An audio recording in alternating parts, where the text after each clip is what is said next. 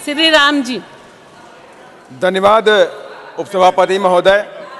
कितना है? आपने मुझे 128वां संविधान संशोधन बिल पर बोलने का अवसर प्रदान किया।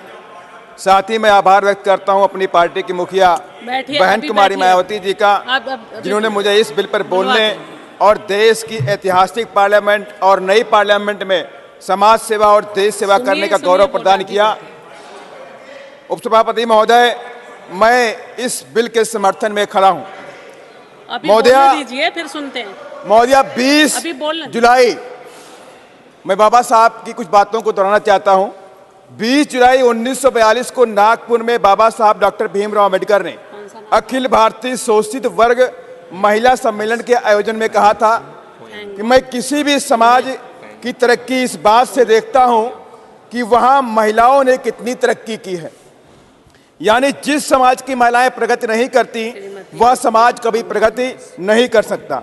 बाबा साहब डॉक्टर अंबेडकर महिलाओं की प्रगतिशील बनाने के लिए उनकी शिक्षा में भागीदारी, सामाजिक और आर्थिक स्तर में भागीदारी सुनिश्चित करना चाहते थे। इसलिए बाबा साहब डॉक्टर अंबेडकर ने हिंदू कोड बिल में महिलाओं को तमाम तरह के हक, अधिकार और पिता पति की संपत्ति में बराबरी का हक दिया ताकि उनका सामाजिक स्तर बढ़ सके। शिक्षा और नौकरियों का अधिकार भी संविधान में देने का काम किया। संविधान के प्रेम्बल में जस्टिस और इक्वलिटी की बात बाबा साहब ने कही। 25 नवंबर 1949 में कहा, मैंने राजनीति में आज बराबरी का हक दिया, one vote one man one value का सिद्धांत कायम किया, लेकिन सामाजिक और आर्थिक असमानता के आने वाली सरकारों को जल्द से जल्द दूर करना पड़ेगा। महोदया, इतिहास गवाह है, महिलाओं ने तमाम जुल्म और जातियों को सहा है, जिसमें दहेज प्रथा, बाल विवाह, सती प्रथा और यहाँ तक कि शिक्षा पर लगा सामाजिक प्रतिबंध, जिसे भारत की प्रथम शिक्षिका माता सावित्री बाई फुले ने 1 जनवरी 1848 में लड़कियों के लिए पुणे में स्कूल खोलकर इस प्रतिबंध को खत्म किया।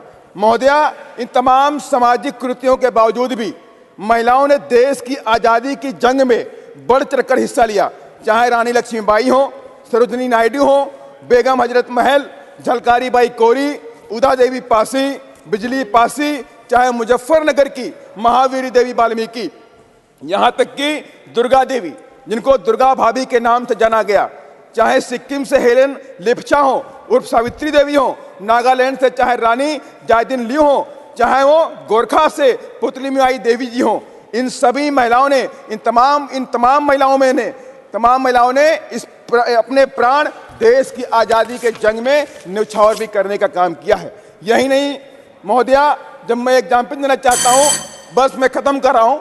महिला सशक्तिकरण को लेकर के उत्तर प्रदेश में बहन जी मुख्यमंत्री थी, तो माननीय बहन जी ने उत्तर प्रदेश के तमाम महिला कॉलेज खोले। मैं खत्म कर रहा हूँ, 1 मिनट खत्म कर रहा हूँ। माता सावित्री बाई फुले शिक्षा योजना भी शुरू करी, जिसमें 25,000 रुपए और साइकिल देने का काम किया।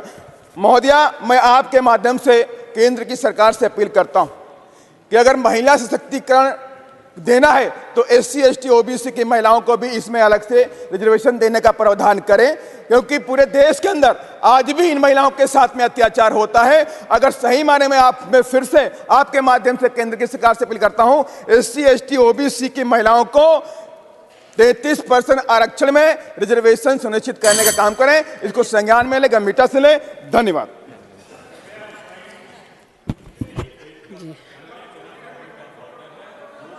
श्रीमती SK